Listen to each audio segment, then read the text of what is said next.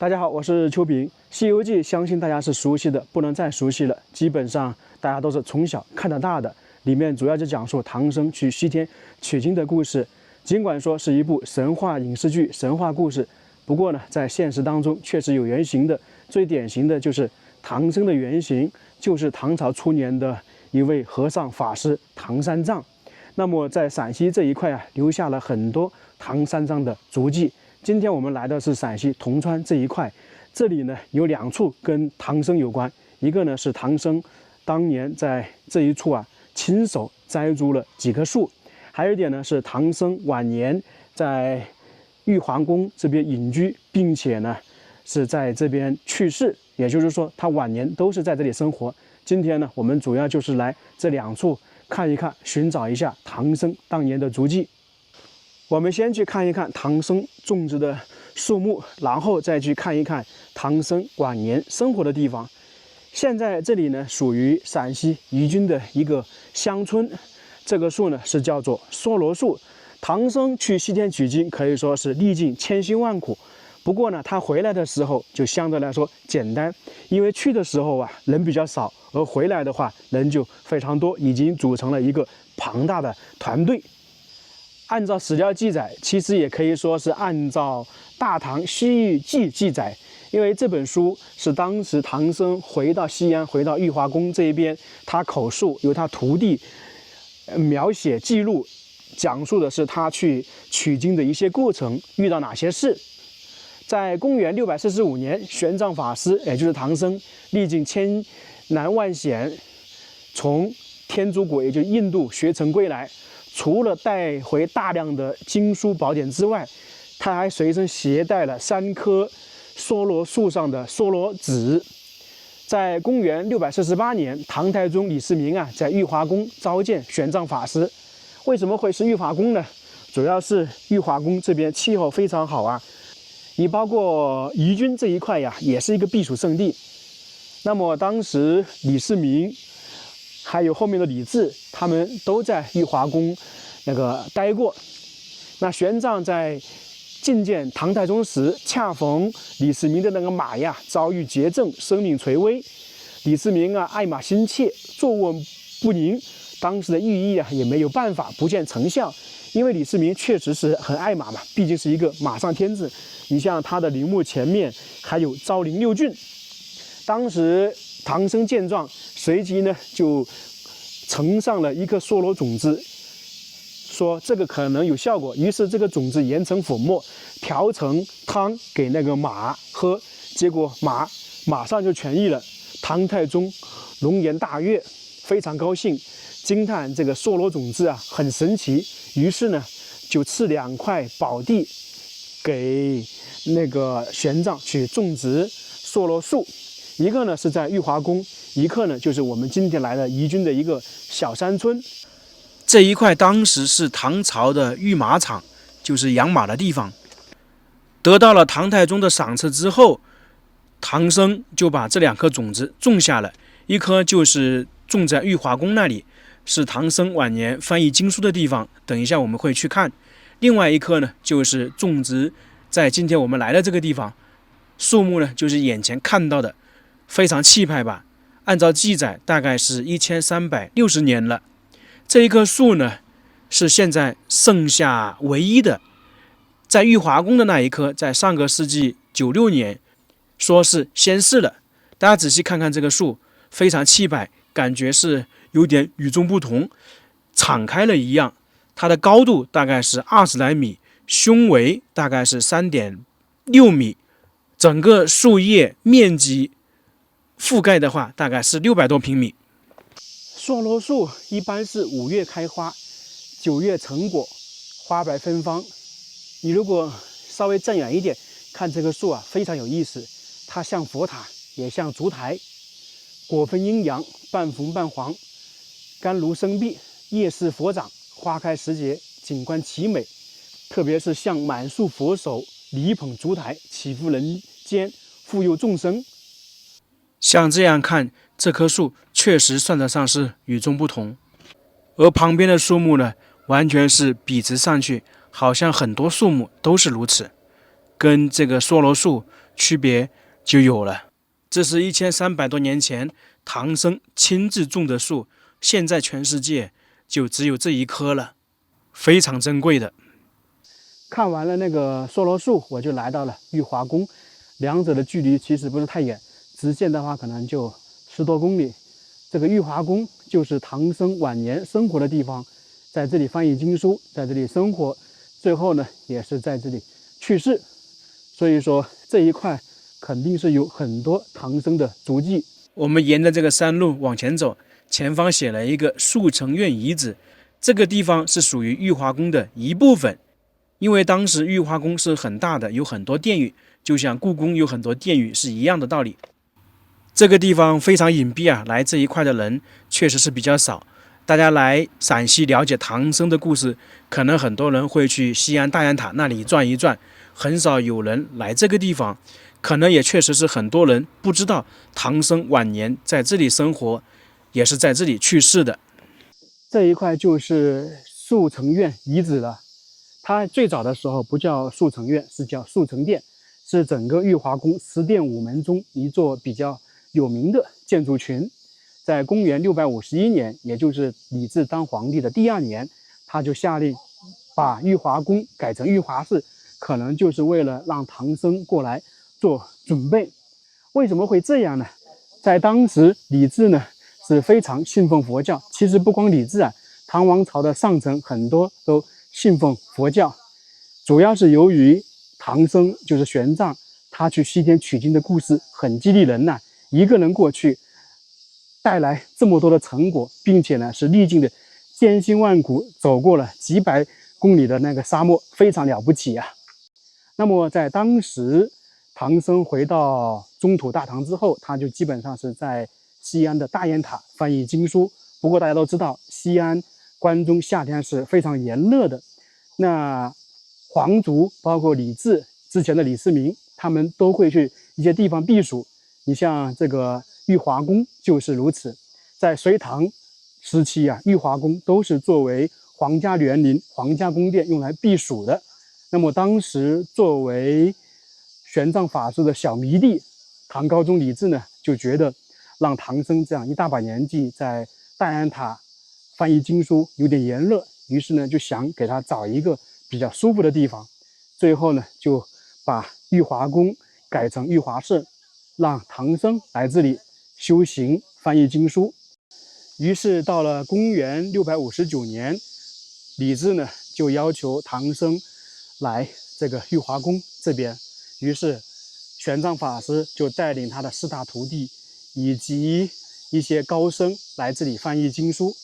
他在这里翻译经书，总共是达到他一生翻译经书1半以上。那这一块就是速成院的3门遗址，相当于是大门了，这个大家都很好理解了。这整个都是遗址啊。在前方呢还有很多洞窟，是当时唐僧以及他的徒弟一起开凿的，他们可能就在那个洞里面修行翻译经书。3门进来之后，前方还能看到一些大殿的遗址，包括上面也有。我猜想这个应该是偏殿，然后这一块呢是经常说的大雄宝殿类似啊。这里呢是叫做中殿遗址，是速成院里面最核心的建筑，也是唐僧玄奘法师来到玉华寺之后下榻的地方，就是在这里居住。特别是公元664年2月5日，唐僧就是在这个中殿里面去世的。因何去世，我们等一下到了前面再说。寿成院这个位置确实是非常好啊，如果从空中的画面可以看到，完全呢是被树木森林包围着，它本身周边呢是那种石灰岩或者丹霞地貌，所以说这个地方夏天是非常凉快的。这个中殿属于面阔3间，进僧2间。刚刚说了是唐僧下榻休息，也就是他起居的地方。整个速成院我们现在可以看到不是太大啊。那么在当时唐僧在玉华寺翻译经书，我感觉他有时候是在这里翻译经书，有时候很有可能是在玉华寺其他的那个殿宇里面翻译经书。因为这个中殿基本上是他休息的地方，当时他带了徒弟还有其他的高僧不可能仅仅局限于这一块。然后旁边有一些洞穴，可能是他们当时后来开凿的，在里面翻译经书、修行都有可能。所以说，这个整个玉华宫这里树城院这一块，并不是唐僧唯一的足迹，只是说这里是唐僧最后去世的地方。在中殿旁边就是一个偏殿，上面还有很多洞穴、洞窟，也是他们当时开凿的。这个偏殿，我感觉是不是当时一些刚入门的和尚居住的，或者是他们吃饭的地方，有可能啊。因为整个这个速成院就是偏殿、中殿，还有其他一个小殿宇，就算这3座。我们来这个洞窟看一看，这里是有洞窟，前面还有很多。那么在当时，除了唐僧，还有其他的一些僧人也是在这里修行。这个太高我们就看不到了，可以往前走一点看一看。这边的环境是非常好，气候也很好啊，很舒服。特别是晚上是比较凉快的，夏天你如果是在这个房间里面，应该也不热。我们在脑海中想象一下，当时唐僧在这个地方活动，是不是挺有感觉的？现在是没有建筑，如果说建筑建起来就更完美了。这一块就是石窟、洞窟，唐僧当年他们开凿的。这个洞窟并不是只有唐僧开凿的，在他去世之后，仍然会有一些僧人在此修行，在这里继续弄这些洞窟，只是说没有那么多。这是我们看到的第一个，上面还摆放了一些桌子，难道是有人在这里练书法吗？因为那些纸啊，有人涂画。这里的洞窟，我在看资料的时候听说比较有意思，它上面呢还留下了一些佛像，就是执戟战士，并不是仅仅只有一些洞窟在这里。这个就是执戟战士了，拿着东西，相当于是守卫一样的，只不过是经过1300多年变成这个样子了。那么像这么浅的洞窟应该是摆放东西，深一点呢，应该是唐僧休息的地方。在洞窟外面还有一个唐僧的塑像，也是一副修行的模样。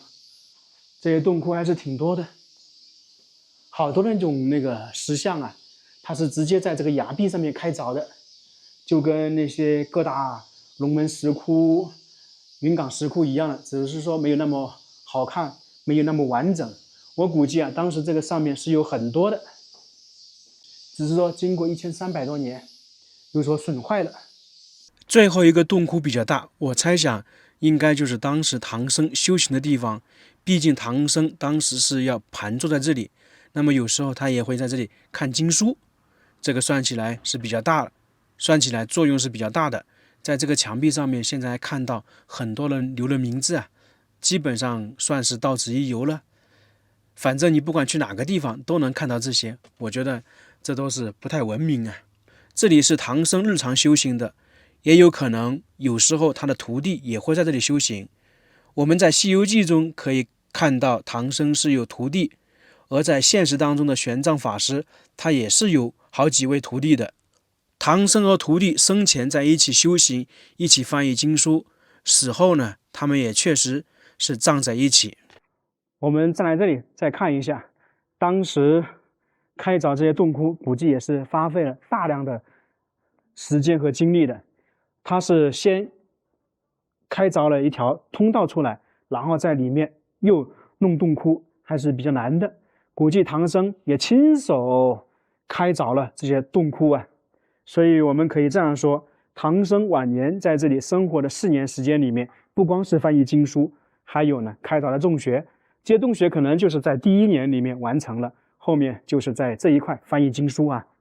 唐僧这个人是很能吃苦的，这一点困难对他来说不算什么，因为大家都知道，从玉门关那里出去是一望无际的戈壁沙漠，唐僧当时是走了800里呀，他差点就消失在那个沙漠里面，最终是突破重重艰险，到达了我们说的西域，然后在西域开始他才稍微顺利一点，不过呢，也不是我们说现在的顺利，因为在那里碰到大雪、封山，碰到各种的不好的，我们说的土匪也好等等，所以说他还是挺难的。有一点我们得了解一下，唐僧当时去西天取经，他并不是李世民派去的，影视剧都说是李世民派去的，不是啊，他是自己偷渡去的。后面他从西天就是一条往回走，到达西域的时候，就是我们现在的新疆，他就向李世民报告说，当时我偷渡是不对的，承认我的错误，检讨，你如果处罚我，我也认。那李世民呢，得知玄奘经过这么多艰辛，竟然还回来，竟然还带了很多经书回来，于是就原谅他了，并且呢，下令好好招待唐僧，并且呢，给他举行了隆重的典礼，就一路去长安的路上可以说是万人空巷。特别是到了长安，李世民还亲自召见他，并且令那些有名的大臣给他举行盛大的欢迎仪式。在当时，不管是皇帝、王公大臣还是其他人，听说唐僧几十年取得真经回来，真的对他都是非常敬佩。可以说当时唐僧的威望是非常高啊。刚刚我们说了，唐僧是公元659年来到这个速成院，开始翻译经书、虔经礼佛。到了公元664年在这里去世，总共在这里生活了差不多4年的时间。他是怎么去世的呢？在公元664年正月初9，唐僧他从他住的地方前往这个石窟进行礼佛的时候啊，在这一块摔倒了。大家可以看到，这里现在是有个空的。那么以前这里有水渠，那唐僧就是在走这个水渠跨的时候摔伤了。作为一个老年人，摔伤是非常严重的。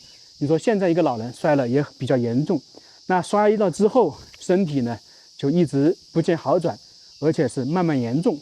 当时唐僧还要求他的徒弟啊，不要向朝廷、向李治报告。那是到了2月底啊，情况是越来越严重，已经没有办法了。可能他的徒弟也知道不对，可能唐僧估计扛不住了，于是马上向长安的李治报告。李治听到吓了一跳，立马派出御医要来救治唐僧。结果呢，御医还没到这个速成院的时候，唐僧在2月5日的半夜去世圆寂了，他的一生就这么结束了。当时就是在这个中殿去世的。当唐僧去世传到长安，传到李治那里的时候，李治非常伤心。其实不光李治啊，当时的王公大臣很多人，就是唐僧的那个小迷弟都比较伤心。那李治呢，就下令将唐僧送到西安白鹿原去安葬。当时唐僧安葬在白鹿原之后，李治就经常站在皇宫上面遥望白鹿原，思念唐僧。当时的大臣包括武则天觉得这样不行，说你李治这么下去，迟早身体可能会出问题的。于是啊，他们就决定将唐僧的墓啊迁移到西安南郊，就是西安的那个护国信教寺。那里呢，确实埋着唐僧和他的2位徒弟。这就是唐僧的一生，他也是活到了60多岁。现实当中的唐僧跟影视剧中的唐僧还是多少有点区别的。那这个速成院自从唐僧去世之后，也就没有那么有名了。到最后由于战乱，里面的建筑就被损毁了。